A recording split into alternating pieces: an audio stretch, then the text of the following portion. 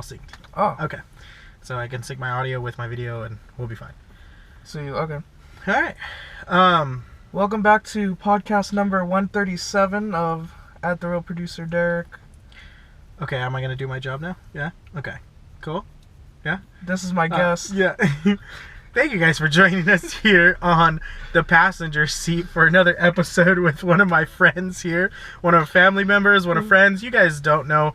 I don't even know what we do. This is such a new thing to me still. I'm still getting used to talking to you guys on a more personal level than what I have in the past. But this whole podcast and everything, no! Why? Why did you just do this to me? We lost everything. We lost the audio. We lost the coach. Okay, we're going to have to restart. Audio's still there. Tune in next week. Okay, we're back up and recording. Sync again, sync 2. Okay. Guys, thank you for joining us here on another episode of The Passenger Seat. I've got my buddy here, Freddy. I don't even know what this podcast really is. We are still trying to figure it all out. We're trying to find our own voice. If you guys follow me from all the other stuff I'm doing, there's no agenda. There's nothing here. That's totally fine. I mean, yeah. Test dummy number 1. Test 2, 2, 3, 4. Yeah. I don't know what order this is going to go out. We've just been recording a few different ones here. But yeah, we're talking, I'm talking to friends, family, and other people that mean stuff in my life, and we're kind of just... that's so sweet. Oh, yeah, huh? And, so, we're just talking about stuff that we're passionate about, things that we love, things that we do, but, we are right now, we just finished eating in downtown Fullerton, so we're in a parking lot in downtown Fullerton at, let's see, the clock says 10:48 p.m., and so... That's when the freaks come out. Yeah, that's when the freaks come out. I just got done with work. We came out to eat, and Freddy usually does play airsoft at the field that I work at right now, but today you decided not to. Yeah, it's one of those things where it's like, it's a hit or miss. Depends on how I'm feeling, you know. Yeah. Like most players, I'm extremely overweight or underweight. Unhealthy. You're in general. You're a casual player. Yeah, so there's nothing wrong with that. And so, yeah, but we're going to get into a conversation, kind of a little bit of how we got started with as being friends, because it is a kind of a unique story. I don't know if it is even a unique story. It was one of those things where, like, I was like, I broke this. Could you help me? And yeah. then it was, yeah. Well, okay, I'll leave this up here then. You were like, no, it'll only take 2 seconds. What was it? It was... I don't even think it was that, though. I think it was, my weird high kappa carbine build that I had. It was. And so, yeah, that's right. No. It was actually my weird AR pistol build first. Before the carbine came in. It was way before. It was the... Yep. Yeah. Well, so I work with one of Freddy's friends, kind of thing. He's a coworker of mine, and it was one of those through back and forth with each other kind of thing. We just became friends at the field, and we would go out to eat pretty regularly all of a sudden, mm-hmm. and then we'd play airsoft together and go through the motions that way. So it was a funny thing, but our friendship was built on a transaction. Yeah, pretty much. It was, I want that gun.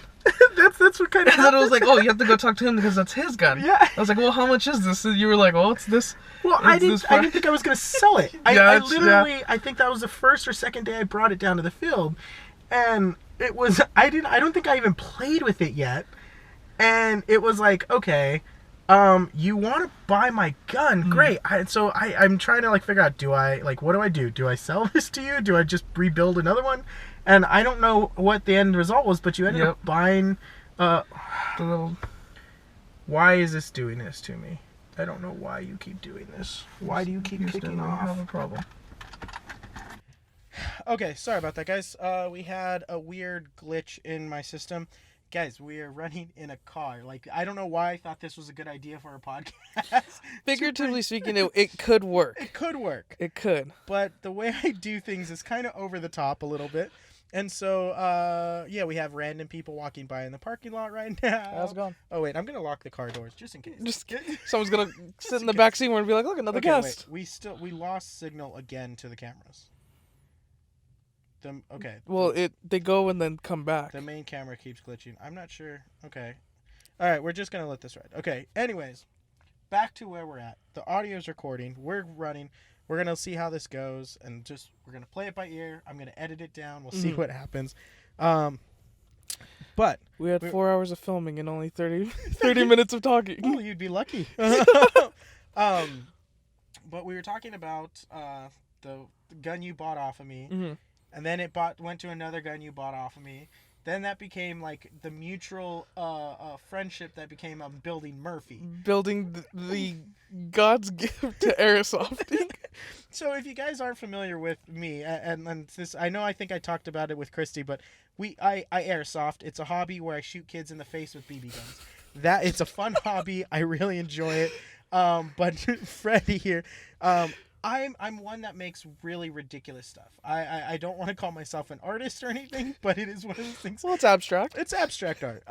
But Freddy liked the style of what I was building and just kept wanting to buy my stuff. So I'm like, okay, I'm not going to sell you my carbine kit. I didn't want to sell you that. Yeah. And so I said, you know what, buy the stuff. I will build it for you. And I will charge you very little for the effort that I did, because it was like, it's all experimental. It was all experimental. And I remember you were like, it might not even work. And I was like, well, okay, cool. Let's go with it, kind of thing. And so it was one of those things. But then I built a shotgun for you. You recently bought a rifle off of me.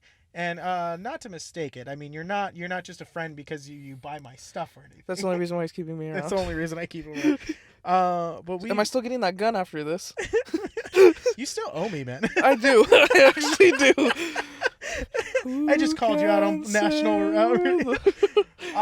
But we bonded over ramen, which I didn't know. Actually, one of my other friends that I'm going to have on the show later on was the first person to introduce me to ramen. But you and me go a lot more than he does, just because we're at the field on the same day. That kind of works out for us. And we've also bonded over geekdom and fandom. Yeah. We just went to WonderCon and got to. So amazing. It was such a good day.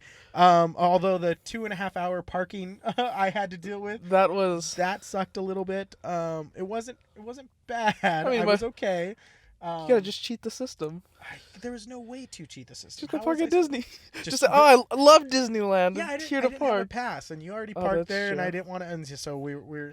You cheat. One of us cheating the system was more than enough to get by. To cheat the system. To cheat the system. We didn't want to push our luck. That's true. But it did become a situation where we did enjoy it. I appreciate you helping us out as running security, because my girlfriend and the child that she babysits, they were giant Funko Pops. And those were a process to get those done, and then get them on, and then get those all through, and then you can hardly see out of them. So we did appreciate your help there. But yeah, we've had our conversations, which we might get into some of them here, about our ideas of way movies should have gone, and I know. You're about to give me. I know. I'm about to get started. Sore subjects about Star Wars, and we're filming this the weekend of Star Wars Celebration. So I'm excited about the trailer that will probably be dropping tomorrow at Star Wars Celebration. If I get home right now and I realize there is actually the actual trailer already out, because I don't know, I haven't seen. Do you think it's going to be a full trailer where they're going to actually show us some stuff, or do you think it's going to be like the trailer that they showed us before, where it's like a couple people talking in the background, space? There's a couple ships. Last year's Celebration, the one before the movie, when they released it there, it was a full trailer. It was a 2-minute trailer, and oh my God, was I it was like cool, awesome. I know the results of the movie. We've kind of I'm a fan. I will accept its flaws in certain things, and I know there's certain things we hate about it, kind of thing, and certain things that were like, that was cool. But yes, I have hope that the third movie will redeem itself. I don't want to put blame on a director or anything like that, but it's because coming from production, coming from the background that I have and everything, I know what it takes to get things done. Yeah. And I know how hard it is to get your how you want to take it across. It's his vision on how he took it. And so, in all fairness and everything, it was a spectacular movie.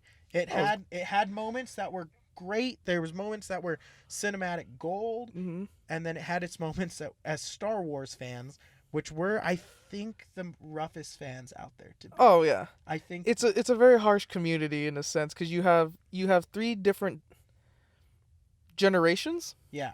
that you could argue against. You could have the actual 4, 5, and 6 generation, the originals. You could argue. I wasn't born at that time. I didn't grow up at that time. Yeah. But that was what I consider my Star Wars. Even though the episodes 1, 2, and 3 came out when it was probably peak time for me to be a Star Wars fan, and that would what I gravitate. I still gravitate towards the original 3. That's, I think, because my dad grew up with them, the stories, the fandom that came from that kind of thing. When did Phantom Menace come out? Because here's the kicker. You are 9 years younger than me. Yes, I am 23. So yeah, I'm gonna be 32. You just turned 23 just recently, kind of thing. So there is a difference there, and so that does play into fandom a little differently for you. But because I grew up like you said, the original ones were your originals. Those weren't even. Because I remember, I guess as a kid, my mom would tell me that we went to the movie theater to watch Phantom Menace. I supposedly we went to.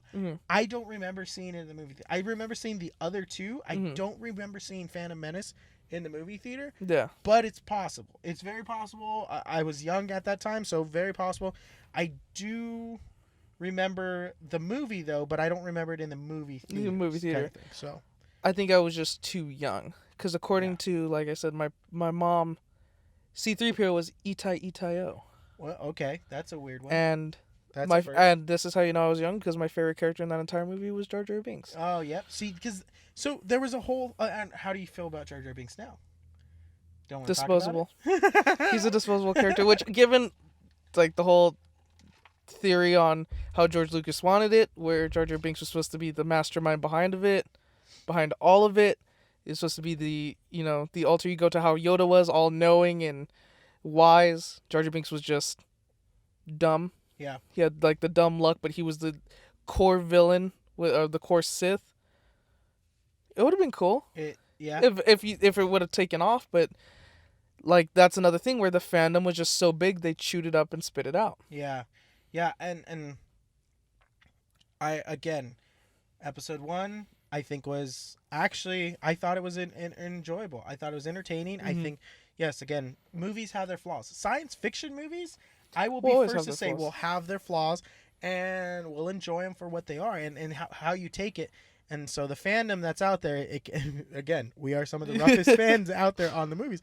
And I think in this day and age, how we can criticize and critique and watch things over and over and over, and the amount of information that comes to us like so quickly on the internet, it makes us a little bit more jaded when it comes to these movies. So it's a hard thing to play into.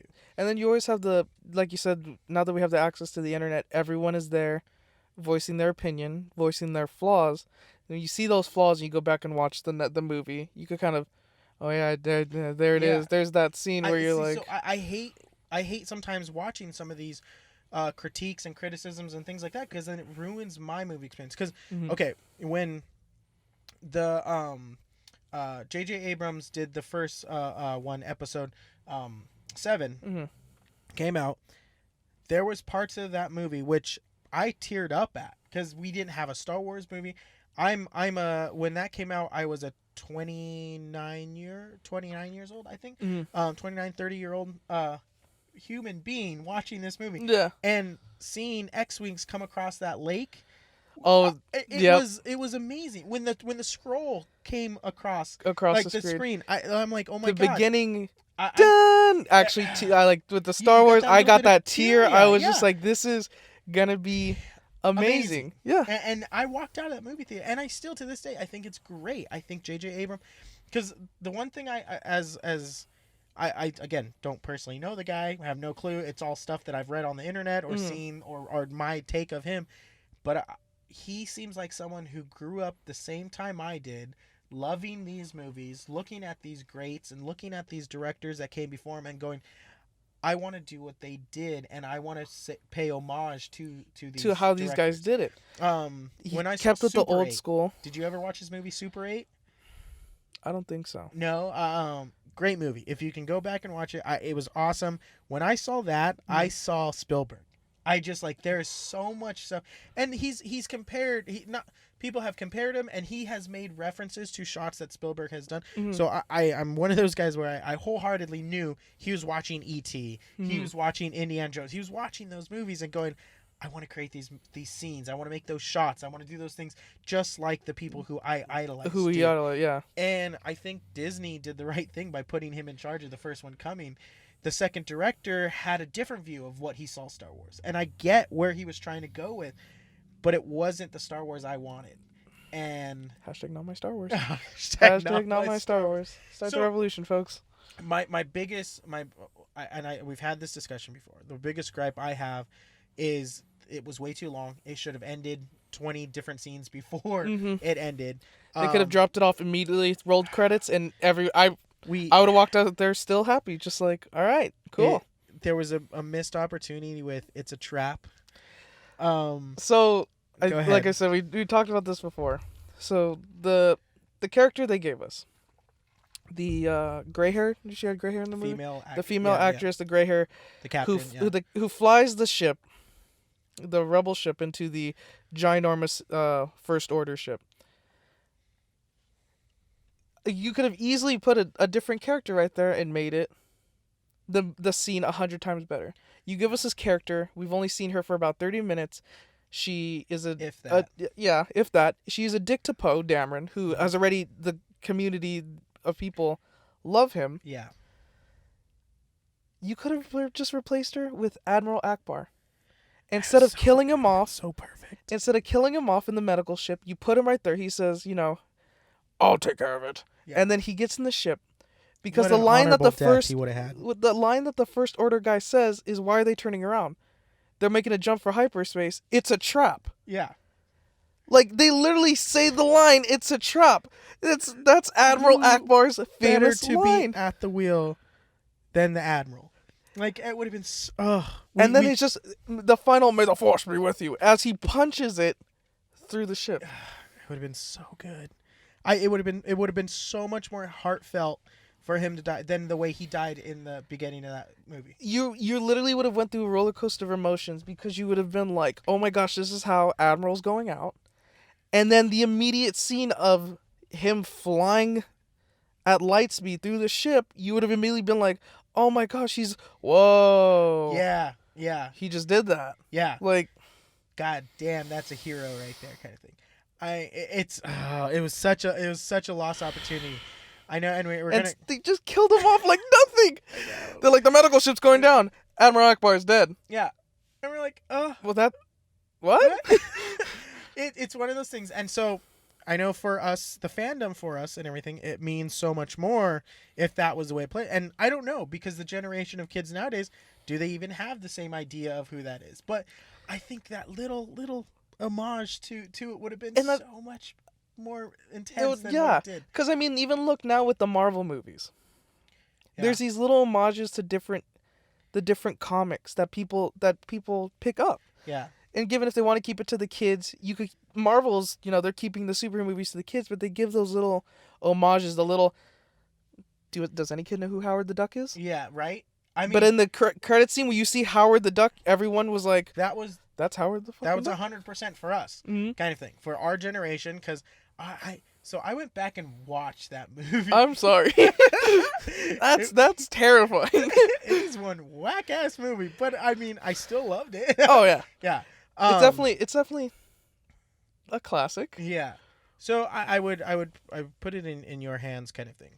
What is one of those movies in your childhood that just sticks with you? Because I have this trouble. Like, I have fandom, but I don't have fandom like some of these people have, the hardcore kind of things. And there's certain stuff about Star Wars that I love and I appreciate, but I'm not like, I don't necessarily see myself as some of these hardcore fans, kind of thing. Yeah. And honestly, like, my movie that, like, I don't know if it really has much like feeling to me or anything, but it's Never Ending Story.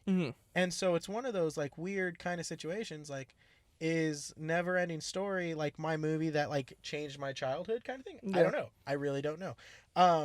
Is there a movie like that for you that... I would say a movie that will, like, if I'm scrolling through HBO, and this movie's on, I will always click on it, just because it has more of a soft spot in my heart. Is Starship Troopers. Okay. Only because I remember that was like one of my grandfather's favorite movies. I remember that was the first time I watched, I would say, not an explicit movie. Yes, there are boobs in it, but yeah. The movie where guys are rated. shooting people and, he Blood. got The one stabbed. guy gets, all that. It was one of those movies where I was like, oh my gosh, this is different. This is different from, Rescue Rangers or Tailspin that I'm watching on Disney Channel. That guy just got eaten by a bug. Yeah.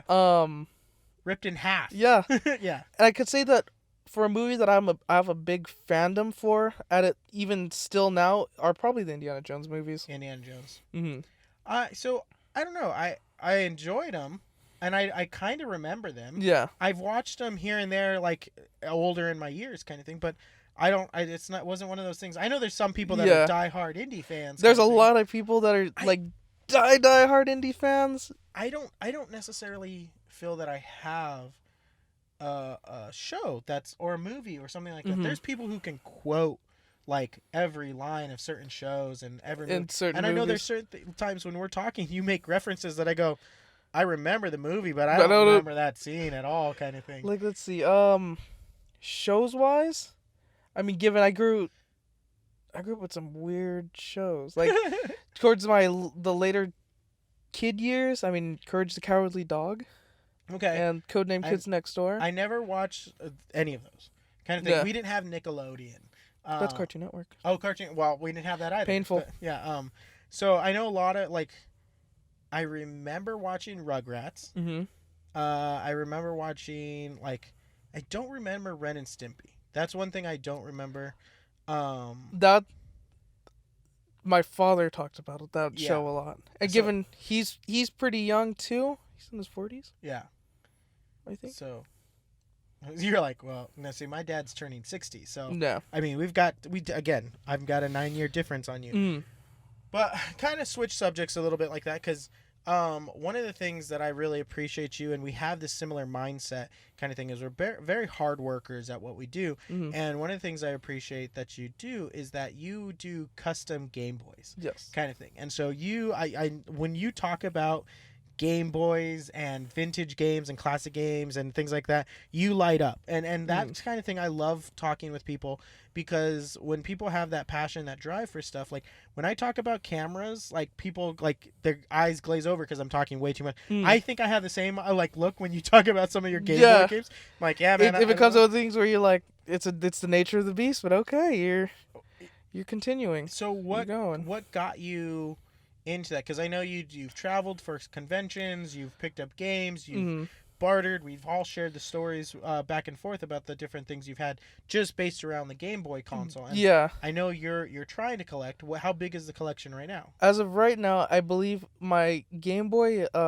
original Game Boy, the big cartridges, and my Game Boy Color cartridges, I'm at 256 games. Wow.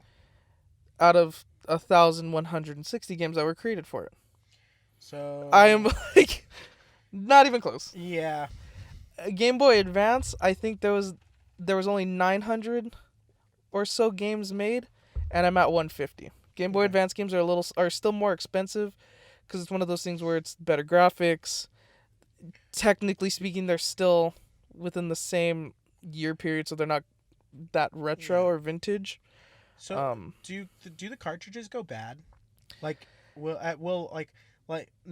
to ruin your fun, but if you neglect them, they will. But like with Pokemon games, they did have the battery in it to keep the clock going. Okay. Because with the Pokemon games in the Game Boy Advance, you had a clock system. So you would set it to the actual clock, and it would continue ticking. So that way, at night, certain Pokemon come out. So if you played at night, Pokemon would come out, and during the day, certain ones would come out. And I believe most of the legendaries would only come out on certain days of the week. I know probably if people watch this who are hardcore Pokemon fans, I'm gonna get roasted. I don't know. Well, that's like calling Ocarina of Time a terrible game. this is folks. this is very early on in the podcast, so I don't know. We might get like 5 views or something like that. I'm not banking on a lot of people watching this necessarily. I'm just doing this because I enjoy doing this. That's true. That's true. One of 5 fans is a Pokemon person who's gonna immediately comment and be like, "Hey, your friend is stupid." Such a noob. Such a noob. He doesn't even know. So I go back to the thing where I played Pokemon. Mm-hmm. I had Red and Blue. I had the data cable that connected between 2 different Game Boys. So that way you could transfer Pokemon so I could transfer battle. Pokemon and go through the thing. I did. And I was into it that I remember, but I don't remember shit about it. Like, that's the thing. You're like, I remember I love this, but I don't know. And so, and like that, like now when I play Pokemon Go on my phone, like I remember the first 150, but could like I don't know shit. Do you remember the Pokerap? What was a Pokerap? Did you ever watch the anime, the show? When it was on WB, I think I watched some of it. So at the end of each of the original episodes, they would sing a rap where they named all 150 Pokemon. I kind of do remember that now that you're saying that. Yeah. Whereas like different segments of each of the credits would roll by and they're like, all right, we're gonna rap the next verse of the Poker Rap. Yeah. And they would just go down the list of all 150. Okay. I think I do kind of remember that. But yeah, I don't know. And I've had this discussion with Christy and other people that I don't know about fandoms, like how people get so into them that they can remember all these things. I think it's for me with my Game Boys. It's the Game Boys that are my favorite console. I love the Game Boy. Everything from the original brick up to the SP. Do I consider the DS an actual Game Boy? Not really. That's when it got a little too advanced. Yeah. It's still considered a portable game, but it's not a Game Boy anymore. It's the Nintendo DS. Yeah. I remember, at one point I had 3 DSs, and so yeah, because I worked at Best Buy. Mm-hmm. I bought myself one. I bought Christy one. I bought because I didn't want to wait for the DS Lite, so I had the original one. Then I bought the DS Lite, and I remember I had like a crap load of games, but again, I don't remember any of them. Any of them, like none of them really. Like they were stuff that we'd play, like when we went to Disneyland, we'd sit there and play against each other on certain things and things like that. But that was one of the best things in my personal opinion, about the DS was because wireless, yeah. Versus like, oh, I have my Game Boy. You want to battle? Yeah. Do you have the link cable? Yes, of course. And then link up and literally just sit there, battling Pokemon through a cord. Yeah. It is. Yeah, no. It's revolutionary. I remember when having that cord, and then I remember as the more advanced Game Boy stuff started coming out, that cable, you could start finding it at like the 99-cent store, and you could start finding like accessories at the 99-cent store, and you're like, the worm light is my favorite accessory. Like, I had a green one. You had a green worm light? I had the atomic purple one. Okay, I think my brother had a purple one, actually. That you think about. But I never had a Game Boy. I had the Game Boy Pocket, and then I had the Game Boy Color. Okay. And for a moment, I wanted the Game Boy Micro, because I thought that was kind of cool. But then when I actually discovered it and realized they were going for $90 used at the time, I'm like, nah, I'm not gonna spend this on a. Well, what's super funny is that the Game Boy Micro, literally, when it came out, its lifespan of it coming out was released at the same time the DS was. Yeah. And that literally killed the Micro, and it's one of the most forgotten handheld systems, because at one point in time, Kmart was selling them for $30 just for the.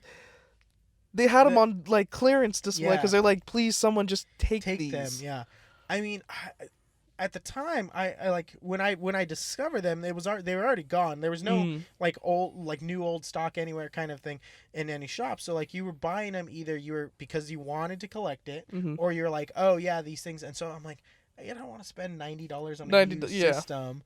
And I remember I was almost tempted to at one point trade them. The crazy part, see. I had the Game Boys, but again, my portable system, because my brother played baseball. I quit baseball at a young age. It was boring for me, so I ended up doing a thing where I got, with my birthday money and whatever else, I bought a PS1. Mm-hmm. But I bought the PS1 that was a smaller version. Yeah, not the like PlayStation. I bought the Yeah. PS1. It was like this. They're newer.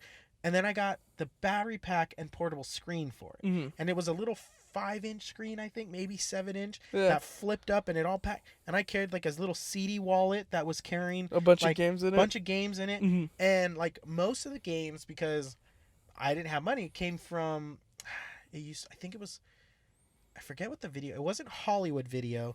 We had this video store around the corner from our house that like looked like it was a big box chain, but never really became a big box chain. Yeah. And they sold Nintendo 64 games used for like $5. They sold, like, they rented out their stuff, but then as those games started like dwindling, they started getting, so like I didn't have the new systems, I had the old systems, so I was getting games for $3 to $5. Yeah. So I was like loading up on games I've never played before.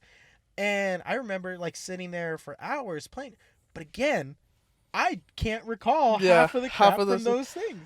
I don't know if I just had too much stuff that I like. You just constantly constantly filling your head with the different games that you just start. Different game. Like I remember, it wasn't Resident Evil. It was Parasite Eve. I think is the game. And so I remember I'd play it, but I got to like maybe the third level and I couldn't beat it because I couldn't, like, on the screen you couldn't see the darkness. Yeah. So you couldn't find the hidden things in the game. So I just never continue playing that after a certain point. But like there's certain things, but I guess the theme of today's show is fandom, because I can't. You can't think of any. I can't think of it. I can't think of the moment. Like, people have distinct moments that they look back on their childhood or something about, like Star Wars, when they saw it with their dad, or they saw it with their grandfather, or their mom, or they went to the movies. I don't have one of those with Star Wars. Yeah. I just love Star Wars. And like I remember when we took my dad to Star Wars Celebration here in Anaheim, and it was one of those things where like he doesn't remember necessarily watching it in the movie theaters either, but like, and he's a fan, but he had no clue what a convention was like. Yeah. Like, I've gone to comic book conventions, I've gone through this, so I knew what to expect, but like he was just like blown away entirely. Like, yeah. The funniest thing he has moment wise is he was taking a picture of this stormtrooper, and the girlfriend or the wife or someone who was related to the stormtrooper handed him a sticker, and he goes, oh no, like oh, I don't want it. Yeah. And she goes, no, thank you. And like, and it was the Japanese division of the 501st that were there, and so they gave him a sticker to like thank you for like taking a picture. And then he didn't realize, like, oh, this is them, like they appreciate that you appreciate their thing. Yeah. And so like he still has a sticker and he still appreciates it, but I just laugh because it's one of those things where like I love it. Like, if I had the time and the extra money to do a biker scout cosplay, I would be all over it, kind of thing. If you guys haven't watched on YouTube, Casey Neistat does his thing where he goes through New York City on a speeder bike. And oh my god, I want one so bad. Isn't it a Segway? No, it's not a Segway. It's like a little like electric moped looking kind of thing that they modified, and best creative kind of thing they did. They put mirrors where the wheels were so that it reflects the ground. So it makes it look like it's. It looks so good. Like, cool. they took it from the classic Star Wars movie when they did it in the land speeder with Luke and everything. So they took the same concept. I'm like, this is so amazing, and it looks so good. There's some shots that they're just through the New York City landscape, cityscape with the speeder bikes. I'm like, oh, man, like in a perfect world, I would have one of those bikes, and I would just be driving around everywhere on it, kind of thing, in a biker scout like cosplay kind of thing. It would be like the dark one. Ass, yeah. Ooh. But I love the biker scouts. I don't know where that fandom came from. The bikers. I love Ewoks. I don't know where that comes from. Wicket is amazing. So you've watched the movie Wicket then? Yeah, yeah, amazing movie. I mean, Ewoks get a bunch of shit, but I love them. They're. I don't understand why they get a bunch of shit. I don't know either. They literally took down the Empire with rocks and sticks. They're bears. just because they're smaller than the average grizzly bear doesn't mean they're not fucking a bear kind of thing. They are damn bears. They're gonna be vicious killers kind of thing. Just because you think they're, it's the people who like in China go into the enclosure with the panda and wonder why their face gets mauled off yeah. kind of thing. It's like, no, they're a bear. Oh, it's but a they're panda peaceful. bear. Like they're not moving that much. No, they're a bear. It's a bear. Yeah. It's a tribal bear. Like, come on, guys, think this through. Yeah, I don't know why they get a lot of flack the way they get, but it's still one of those things I love. What is, other than the Ewok, what is your favorite Star Wars creature? Ooh, Rancor. Probably the Rancor would be like, I like next to the Jawas. Ewok. Jawas are cool, but I think the Rancor comes up. Dude, so The Rancor is the one, is the and Jabba's palace kind of thing, the big giant thing. Yeah. They had a life-size one at Star Wars Celebration. It was mind-blowing. Like it was so cool. Jesus. And so again, we're recording this the weekend of Star Wars Celebration Chicago, and I wish I could go. I know a couple people that are going, and I'm jealous kind of thing, because I've been to one now, and I would go every year if I could, but they travel around and trying to get to these places, and I understand why they do it. They travel because there's fans everywhere. They're not just going to do it just you because could hit I'm every single one. And if I could hit every single one, man, the amount of stuff that, like, the effort that goes into the costumes, the amount of effort that goes, like, there was a life-size Rancor, there was a life-size AT-AT. Like, it's one of those things where you're like, look at these things, it's so amazing. And because you that is the one thing. So Star Wars Land, I know. Oh man. I've had a Disney pass in the past. I think I had 5 years of annual Disney pass. I got burnt out. My girlfriend, she had her Disney pass up until this year because we're making decisions on moving. So it's one of those like, okay, we don't need to spend on a Disney pass kind of thing. I hate Disneyland for the lines and the crowds and everything. It just got dull for me, and having to fight with everything to get, just to have a good time. Get a good, yeah. And I understand there's people who will go through it and they will enjoy it and everything, but it's one of those things for me. But Star Wars Lands, because she's a big Harry Potter fan, so she got Hogwarts kind of thing when it came here to Universal. I think it's great. I think that's a cool thing for Harry Potter fans, but Star Wars Land, again, I think I'm going to tear up when I see a giant Millennium Falcon parked right in there. person kind of thing. Galaxy's Edge. Yeah, and I don't know what to expect, but I don't think I'm probably going to go for like the first year kind of thing. I'll probably, because I don't want to deal with the crowd. Yeah. And that's of course is going to be the one thing, and it's like, okay, Disney's trying to figure out a way to combat it because of their sheer and utter failure with Cars Land. Yeah, like they struggled with Cars Land. Really, that had that big of a launch that it had problems for them. They had problems because so one of the things you guys don't realize, Freddy actually worked at Disneyland. So just for clarification there, and I was a skipper there. You do have a little insider knowledge because you still have some connections. So for you guys watching or listening, however you guys are indulging on this information that we're giving to you. You worked at Disneyland. You still have some friends there. You're still close with some of the cast members. It still is true and dear to your heart, that place kind of thing. Disneyland will always have a place in my heart. Like, and that's the thing is, I think that's another big fandom that I have. Is just the entire embodiment of Disney. I mean, I have a place for Disney in my heart because we grew up, like, my mom's aunt. Hold on, gotta sneeze. Bless you. Oh, okay. That happened on the podcast. My mom's aunt, her husband worked in the landscaping thing, so he retired from Disneyland, so he actually got my mom's family all the time into Disneyland. So we were at Disneyland maybe 3 times a year, and so for a family of our stature, like, that was not a normal thing. It was really a privilege that we got to go to Disney as much as we did. I know plenty of people that grew up here local to Disneyland that would maybe go once every 3 years, maybe once every 5, because it's a hefty price. Even back when I was younger, it was a hefty price. Yeah.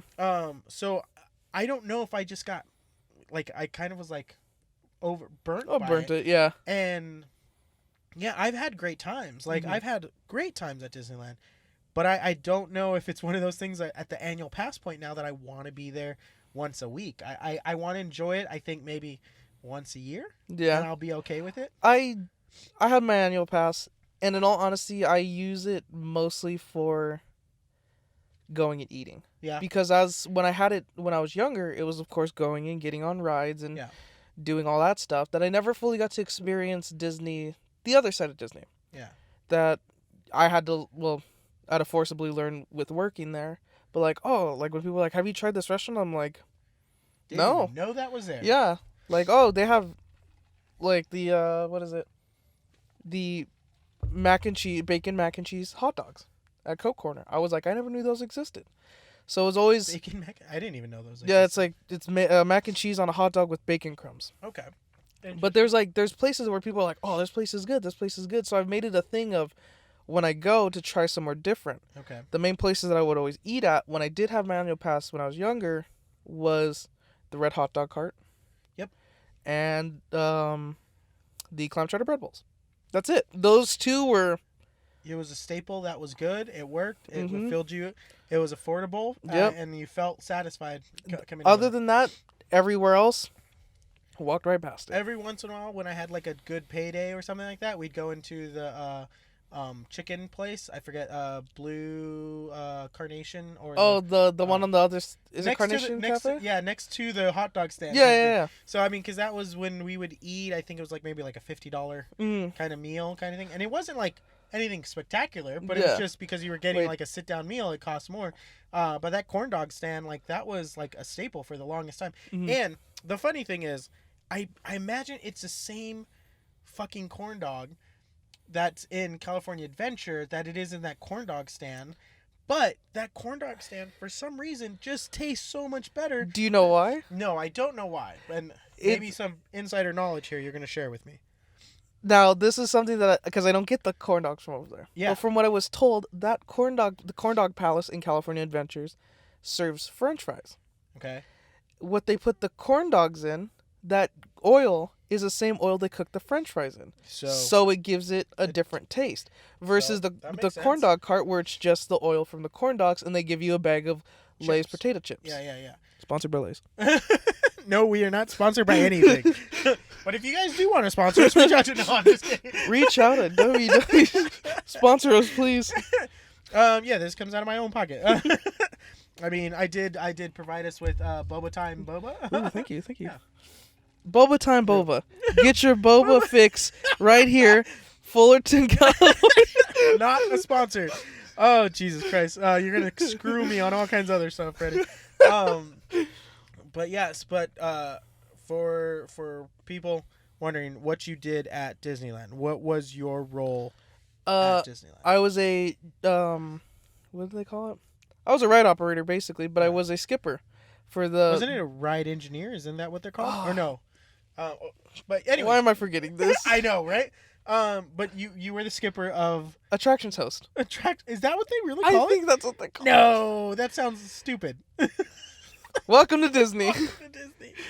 But I was a skipper for the world famous Jungle Cruise. Yes, the Jungle Cruise, which I love. The ride is one of those things. Like Chrissy, every once in a while, like I'm like, let's just get on Jungle Cruise. No one's in line. Come on, let's do it. No one's ever in our line. No one's ever in your line. The only time people are in our line is if Indy is down. Yeah. At which, well, I guess we're here anyways. Might as well. Oh, Indy's down. Well, they'll be up soon from what they said. Let's just go wait in line for Jungle. So one of the things that I find like pretty awesome about Disney is that you guys kind of have your little cliques. And so the Jungle Cruise guys are like their own little clique. And then you're native to your land. Okay. So in the best way I could put it is when everyone's... You guys have like turf wars. Like we do. Oh yeah, so 100%. The reason why from what most people don't like, who are cast members there, and I only know this because my girlfriend used to work at Space Mountain. Space Mountain and Indy, of course, are the biggest attractions there. Mm-hmm. People will go, and those are the fastest Bullshit. I don't think they're the biggest attraction. I think Peter Pan and Mr. Toads and Snow White and those I think are the biggest attractions. Peter Pan is pretty big. That's my favorite ride. Like sometimes when it's like 2 hours to get. What the hell? It's a kid's ride. Why is it 2 hours to get on this damn ride? Pan. I know. It's that part where you come over the town and everything's a miniature and it looks like you're just flying above the sky. It's a magical thing. Do you want something to destroy your magic? I can only imagine. Go ahead. The clouds are trash bags. Oh no, that totally is even more magical for me. So because that's one thing, like production side of things that I love. You should see some of the shit inside Indy. I'm like, Party City? Yeah, maybe. It's got the tag on it. Oh, Jesus Christ. Well, so like one of the things I love though is there is a whole monster genre done with trash bags in movie industry anyway. And so their Stan Winston school of like monsters and stuff like that, they do a really good piece on trash bag monsters and creating them, and I think it's amazing. I think that lends to the creativity of the people behind this stuff, because like most average people, they see a trash bag and they go, oh, it's a trash bag. It's a trash bag. But like the creative people that get behind this stuff, they go, if we puff it up on this side, make it look on this side, now we got a blob. Yeah, and so I love that. That doesn't destroy the magic at all. That just makes it even better. Makes it even better. Kind of yeah, that was always my favorite, was walking through Indy and going through the snake scene. Where Fluffy is, because that's the name of the giant snake. Is that your name for the snake, or is that is actually the actual name for it. Little backstory behind that little branch. The original snake that went in there was too scary for kids. Yeah, you were telling me that. So parents were complaining that the ride's amazing. It's just that snake is too realistic looking. So the Imagineer team made a snake that was a little more, I guess you could say, unrealistic. Kid friendly? Puffy. Yeah. They made it chubby. They made it look more cartoony. And we named it Fluffy. And Fluffy is a vegetarian. That doesn't eat kids. Oh, now, that's not scary at all. It's not scary. But the best thing is that Fluffy's down right now. So not Fluffy is in there. So I guess... they're over it kind of thing? Yeah. Yeah. Well, once they get a hold of this podcast, and they're gonna be like, there will be protesters for days. Can we blur out my name and my face? You're just gonna put a little blur like right here, like right. There we go. But in that scene, only blur this part of the thing. The rest of it will expose you completely. But going through that area, there's literally rubber snakes that are like staple gun to the walls to give it that effect of there's snakes everywhere. Yeah. But right behind that scene is literally a bag of rubber snakes that I'm pretty sure if one falls off, when maintenance goes out there, just pick up its scraps, staple gun it to the wall, and go. We're good. So. I mean, that's movie. No, but magic. That's the magic behind it, and that's the imagination that comes into play. Mm-hmm. And I mean, we all know. We're not going into an actual forbidden temple and like. We're not? No, we're not. I'm sorry. People lose their backpacks in there. It's a facade. Like there's all this thing. But it's how you interpret it and how you go about it and how much fun you have. That's the thing that's magical about the place. So I don't knock whenever there is a creative way of doing it. Of getting around something. Because that is it. When I was working in the studio and everything, it was one of those things that we had to come across all the time. Like, how are we going to make this look like it's $1 million when all we had was $10? Yeah. Kind of thing. And believe me, we pulled off some stuff that made it look like $1 million. Well, we had companies coming to us going like, man, like that must have cost you a lot. And we're like, it did. It cost us it's going to cost you a lot for us to do this production. Kind of thing. And I'm like, God damn it. Like, if they only knew, like we'd be out of business. Kind of thing. I'm trying to think of. Well, I mean, like, I'm pretty sure everyone knows the illusion behind the rolling boulder. I think I've seen something online about it. The room's moving. Yeah. The room's moving forwards while the Jeep is rolling backwards to give it the facade that you are slow, that the boulder is moving towards you. Yeah. It's an effect that they use in film, I guess, where they zoom in on the image while you're moving it. Yeah. So it makes it look like it's coming at you at a faster rate. Crap, I forget what it's not. It's a Hitchcock effect, I think is what they call it. I think Hitchcock was the one that made it famous. Because he would do it on people's faces, where the room looks like it's like drawing back, but you're zooming in on the person's face. I think it's called the Hitchcock effect. I could be wrong. I mostly am probably wrong, but that's, I think, because I think he was the one that made it famous. He might not have been the one that created it, but he was the one that made it famous in a lot of his movies. It's actually a real trippy effect when you're just screwing around with stuff, and then all of a sudden you try it and you're like, oh, that's actually pretty easy to pull off. Yeah, not too bad. But yeah, it's I don't knock it. I love creativity. I love people thinking outside the box of stuff. And I see, my big thing is I love behind the scenes. So like one of the things I love about like doing, like, we went to, in Utah, we went to the museum, Natural History Museum, and just by happenstance we got on the day that was a behind the scenes to the actual museum. So they actually opened up the like when Indiana Jones at the end, where there's like all the crates and the big thing. Well, they opened up those doors and we got to walk and like actually look in the crates and everything.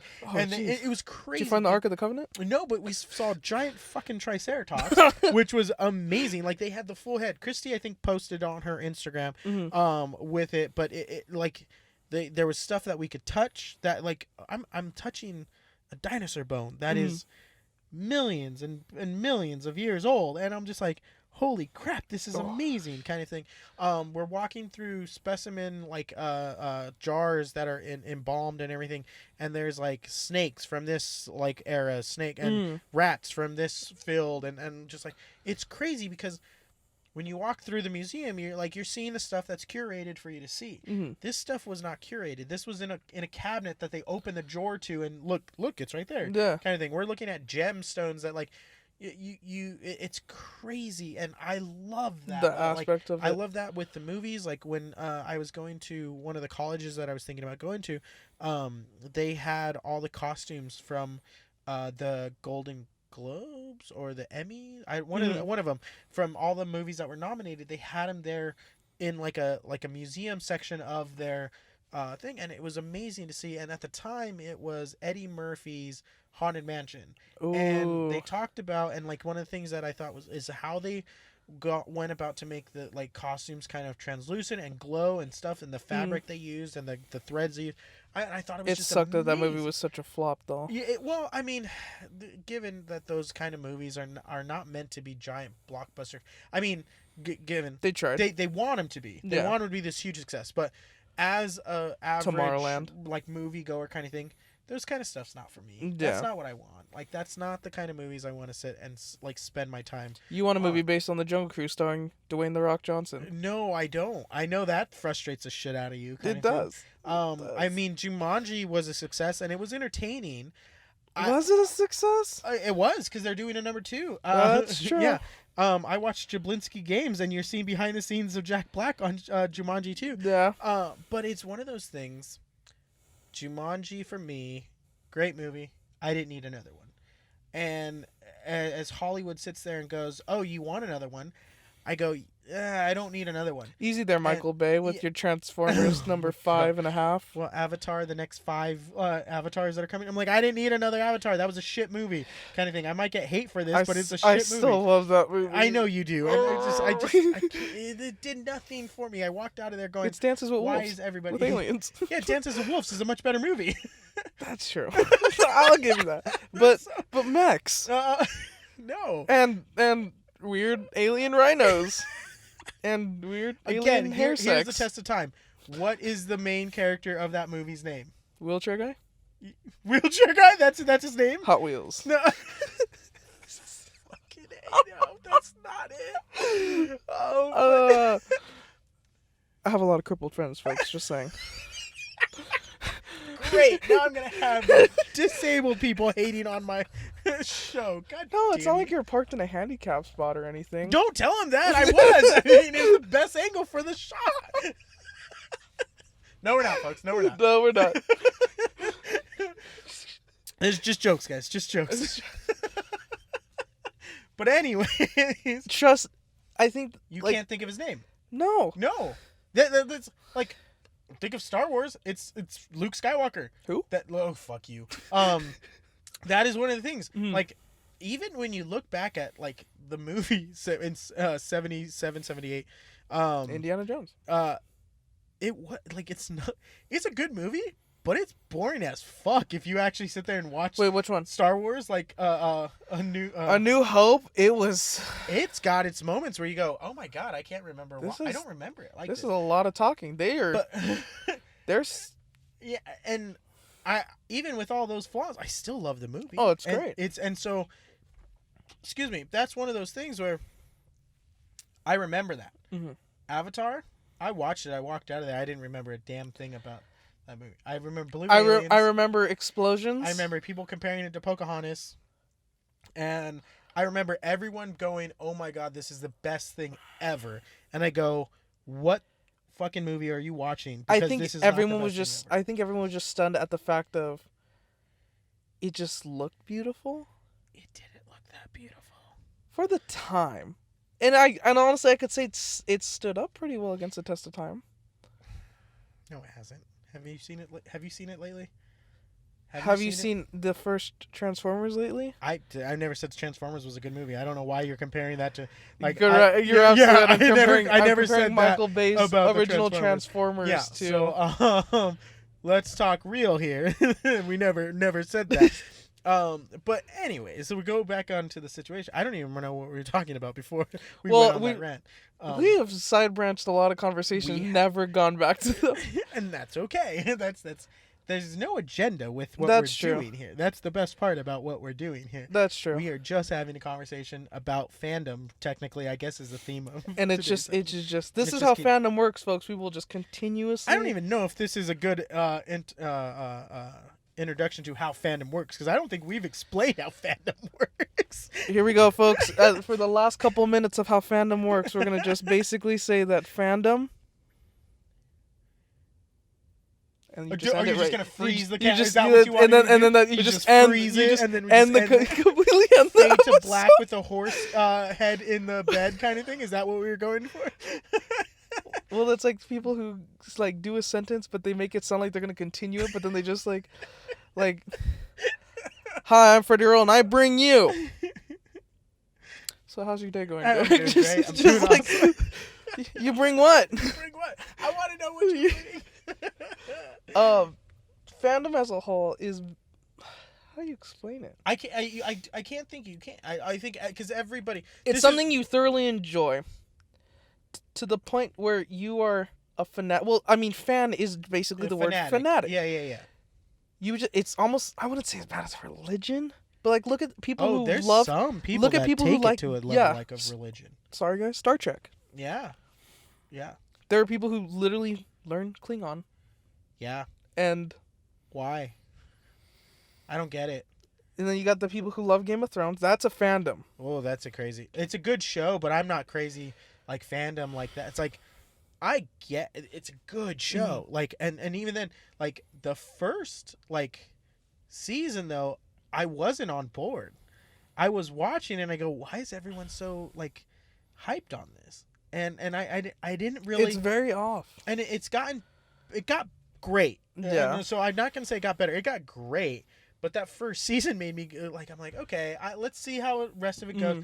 And when I got into it, it was the third season already. So I could watch 3 seasons and kind of go, okay, I get where this is going. And now I'm hooked. I'm ready. I'm ready for it to come out and everything for the final season. But also I'm like, I'm not like truly I know there's some people that are very crazy, like fanatics. My brother. Well, I wouldn't say Frankie's a fanatic.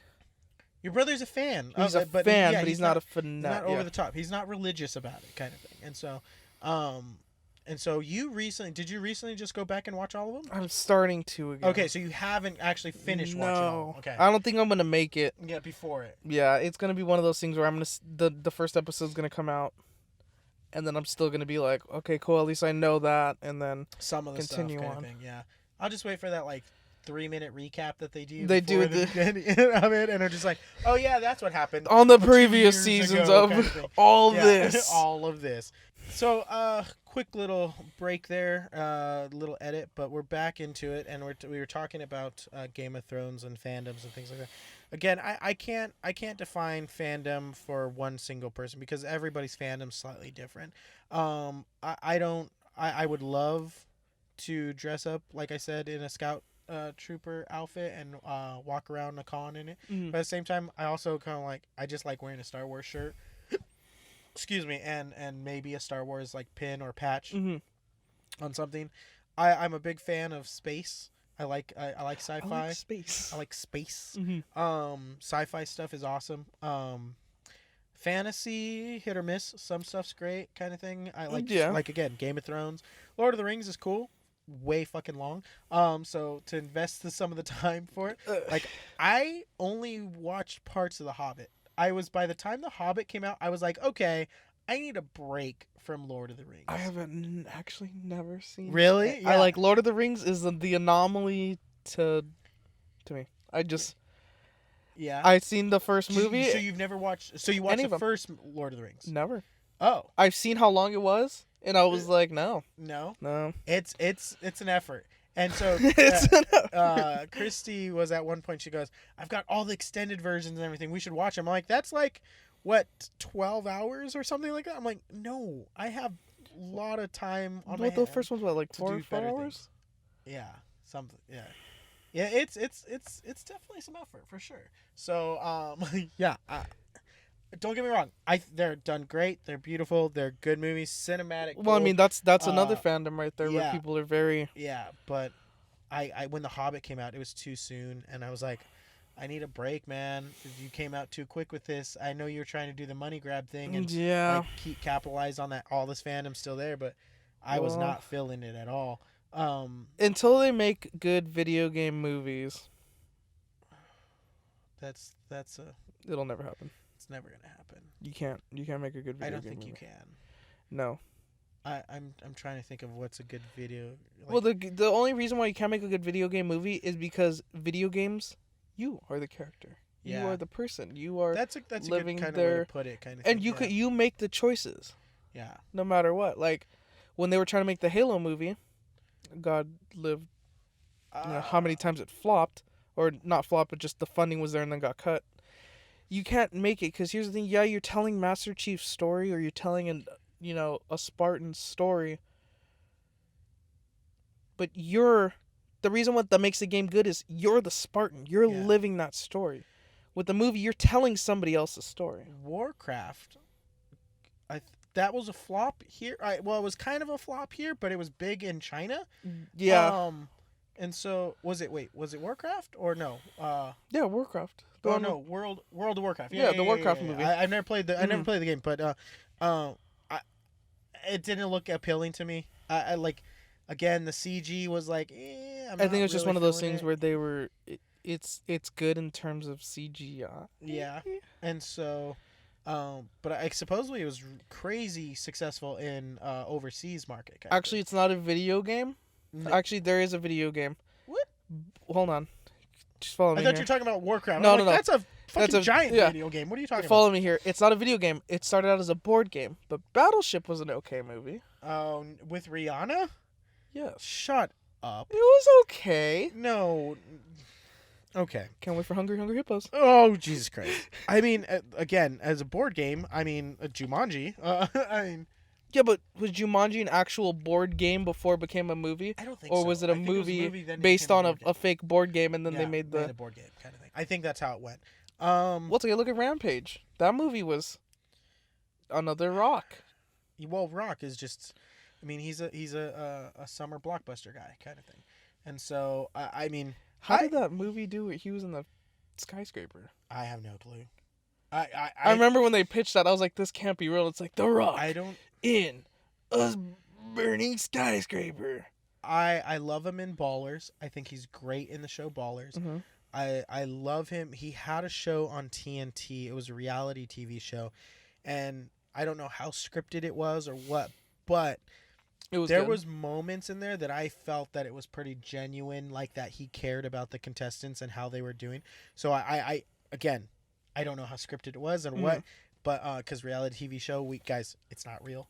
Um, What? oh shit! I'm sorry. No. I'm so No. sorry. No. I really appreciated him in there. Mm-hmm. He's decent in Jumanji. It's a decent film. It's entertaining.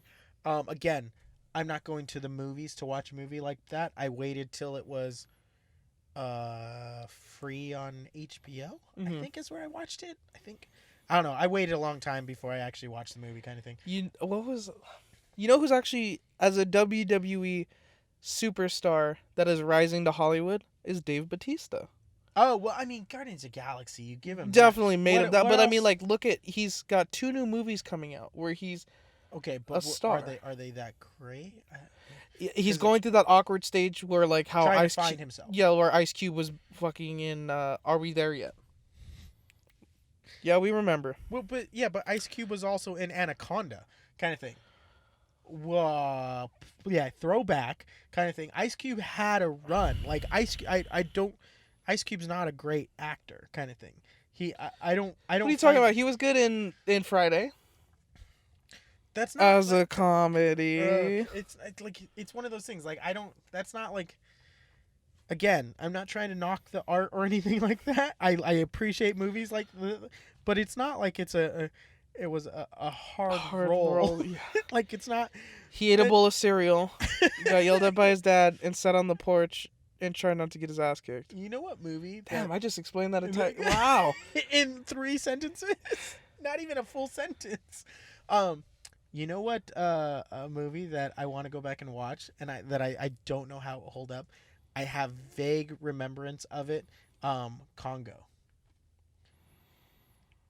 Have you watched it recently? No, but I don't. I don't know if I would want to go I back and know, watch that. right? Like it's one of those movies, and then because Godzilla. Well, yeah, that's coming back. Not the redid ones. With the recent one with Bryan Cranston in it for like 2 seconds, kind of thing. I like. They sold it like to me. Like I'm thinking in the trailer, he's in the movie for the big portion. He's in it for like 10 minutes, and you're like, wait, he's not in this movie. He's not. You lied. Well, I mean, I feel like that's how they did with all. I mean, What movie? we're gonna make a full circle right now, folks. Get ready. We're gonna blast to the past, jump back to Star Wars. Oh jeez. Where people like these new Star Wars. Of course, you just want to be in the Star Wars movie, but I'm like, oh, the guy who plays James Bond is in. Is the Stormtrooper? Wait. Yeah, but that wasn't like they didn't announce. They didn't announce it. They're not. But then to they had sell like the movie on that being in the movie. But it's still one of those things where it's like the guy who plays in Sicario. Why am I forgetting his name? Del Toro. Del Toro. No, yeah, not Del Toro. I can't. I know who you're talking about. Del. Yeah. He's the one who gets confused. They actually, I think, had the beer commercial. Yeah. Where people thought he was a certain actor and he's not. He's not. Yeah. And I think I'm doing the exact But same that guy, thing. he's a big name actor. Yeah. And he's Stutters McGee. Like He's like, yeah, you trying to break out of prison? That again, they didn't sell you on the movie that he is in that movie. I can't like. Bryan Yeah, Cranston that's true. and They Godzilla, sold tried to you. sell They were that like, he was gonna come be watch this movie because of this guy. Yeah, this guy, Breaking Bad guy, is in this movie, and then you're like, oh wait, he dies? Like, oh No. wait, spoiler alert, sorry. It's like, yeah. What was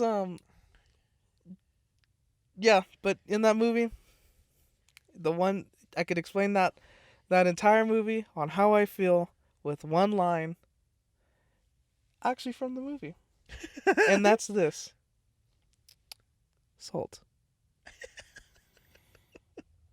We're explaining Godzilla or we're explaining Congo?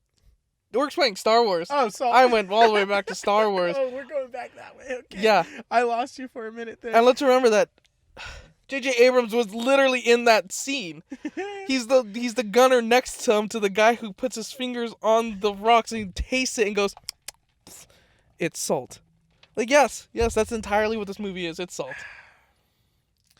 Yeah. So That movie. They could have done so many good things. I know. I To everyone who thinks that movie is good, you know what? The movie was good. It had its moments. It had its moments, but Admiral Akbar should have died by going face first into the thing, and Finn also should have died. There, I said it. Oh yeah, we didn't even get into that topic So, there. Finn, for anyone who's a big Finn fan, FN2187. Don't know if that's his number, but he should have died. His character arc, that was another lost moment. If he died there, they would have had a reason to fight. And it would have been perfect. Because here's the thing: is I sat the entire there in the movie theater, and I'm thinking there is no way they're killing him off. And as it got closer, I did, which exactly what they wanted you to do. They wanted you to sit on the edge of your seat. He's gonna die. There's no way of saving this. And then you get him saved. For the money! And it's like, and now we have a love triangle. Tune in next week. Oh my God. It was a lost opportunity. It was 100% a lost opportunity. And if they killed him off, I think that would have been a saving grace for that movie. It would have been the empire. I could have taken everything. I could have taken any bullshit that they threw at us with Leia automatically has the Force now, with Luke pulling the stunt that he did, flying through space. I would have drinking that green milk from the teat of whatever animal that was. If they killed Finn off. If they killed Finn. Because the reason being is because it would have been a perfect character development throughout the entire Force Awakens and through the beginning of The Last Jedi. He has been literally running from the Empire. He does not want conflict with the Empire. He's terrified of the Empire. And what better way to end his character by him literally flying face first into, not the Empire, the First Order. Yeah. And because here's the thing, the entire movie, it shows that he's like, you know what? Yeah, I'm part of the Resistance, but F the Resistance, Rey, come with me. You know, let's just do our own thing. Yeah. Even when he tries to do the escape pod by himself, he was just like, bye. I'm going by myself because I only care about my safety. Yeah. He would have killed himself for everybody. I know. That was another lost opportunity. And so... Salt. Again, I appreciate the art. I appreciate the stuff that goes in it, and there's a lot of great things about it, but there are things that I like as a Star Wars fan, like every movie like that has come out besides this last one, even Solo and everything, which I thought was a great film. I thought it had its perfect moments and everything. Again, flaws in that too, but they're a lot better moments, and there are things that you can let slide. I would go the day that the DVD got released. I would go buy it. I would sit there. I'd probably order a pizza or get some food, come home, and if someone was there to watch it with me, they'd watch it with me. If not, I'd watch it alone and just rewatch it because I wanted to see it in my room, in my home, comfortable, and just enjoy it. Because one of the things I hate about going to the movie theaters is going with all these people there that ruin my movie experience. So I usually go at off times, or I try to go not on opening week. Yeah, not on opening week. I try to give it a couple weeks, maybe even I think I took maybe 4 weeks to see Star Wars, and everyone's like, "I thought you were a Star Wars fan." I am, but I also want to enjoy it on my terms, not with someone next to me screaming or laughing, crunching their popcorn and laughing at things that I don't find funny or see it differently. And so I don't might come off as a movie snob or something like that, but honestly, everyone's a critic. I'm not trying to be a critic. I just want to, I'm spending, when I go to a movie theater, sometimes upwards of $50 because I'm taking Christy with me and everything. And so it's one of those things where I gotta get the snacks. I want to make it worth $50 kind of thing. I don't want it to be, I'm sitting here and all of a sudden this guy 2 aisles over from me is being a dick on his cell phone or yelling at the screen or crunching through a bag of popcorn or something. I just want to enjoy a movie. and sometimes it's sitting at watching at home where I can actually sit there and enjoy it and watch it. The other thing I notice when I'm watching movies at the movie theater, the screen's so big in these movie theaters. I can't see every side of the screen, so sometimes I'm going, wait, I missed something. Okay, or like, and then you go home and you watch it and go, I didn't see that. Oh, and again, another thing, like these movie theaters are great, but they're not the same color quality that I think my TV is, and it looks so much richer on my TV and everything. And it's not like I have a high-end TV, I mean, but it just, again, the comfort of my home, I just love it. And so, again, end on a negative note here, but and we kind of started where we began, or ended where we began with Star Wars and everything a little bit, but it all comes full circle, just like how Finn should have died. Hit me up, JJ. We'll talk. No, I think JJ's gonna. Do you think he's gonna end it? Yeah. I think, hopefully he does. Well, I don't think he's necessarily gonna kill Finn, but I think he's gonna go out on a high note. He needs to George R. Martin it and just kill them all. Kill them all. No, I don't think that's Mass restart, folks. I think it's one of those things where it's back in the hands of someone who, I think it's in the right hands, and I think it's gonna be great. I think it's gonna be better than this last one, and I think there will be flaws, kind of thing, but I think it'll be enough of a conclusion where we can walk away going, okay, I accept it, kind of thing. You know what? Ewoks, adorable. I love Wicket.